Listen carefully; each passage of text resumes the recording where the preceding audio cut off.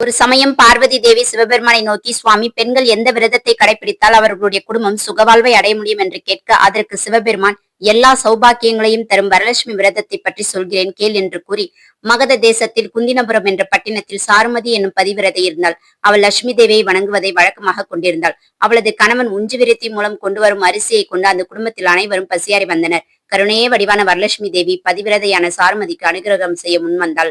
ஒரு நாள் சாருமதியின் கனவில் தோன்றிய வரலட்சுமி தேவி, சாருமதி, உன் பக்தியால் நான் மிகவும் மகிழ்ச்சி அடைகிறேன். உனக்கு அனுகிரகம் செய்வதற்காகவே வந்திருக்கிறேன். நீ ஆவணி மாதம் பூர்வ பட்சத்தில் பௌர்ணமிக்கு முன்பு வரும் வெள்ளிக்கிழமையில் என்னை பூஜித்தால் உன் கோரிக்கைகளை நிறைவேற்றுவேன் என்றாள். அதை கேட்ட சாருமதி தான் கண்ட கனவிலேயே அன்னை வரலட்சுமி தேவியை வலம் வந்து வழிபட்டாள். பின் வரலட்சுமி தேவிக்கு 9 விதமான நைவேத்தியம் படைத்து விரதம் முடிந்ததும் அனைவருக்கும் பிரசாதங்கள் வழங்கப்பட்டது. விரதம் இருந்த அந்த பெண்களின் வீடுகள் அனைத்தும் மாட மாளிகைகளாக இருந்தன. இருப்பவர்கள் வரலட்சுமி தேவியின் அருளை பெற்று தங்கள் பக்திக்கான நற்பலன்களை அடைவது உறுதி என்று பார்வதிக்கு லட்சுமி விரதத்தை பற்றி சிவபெருமான் எடுத்துரைத்தார்.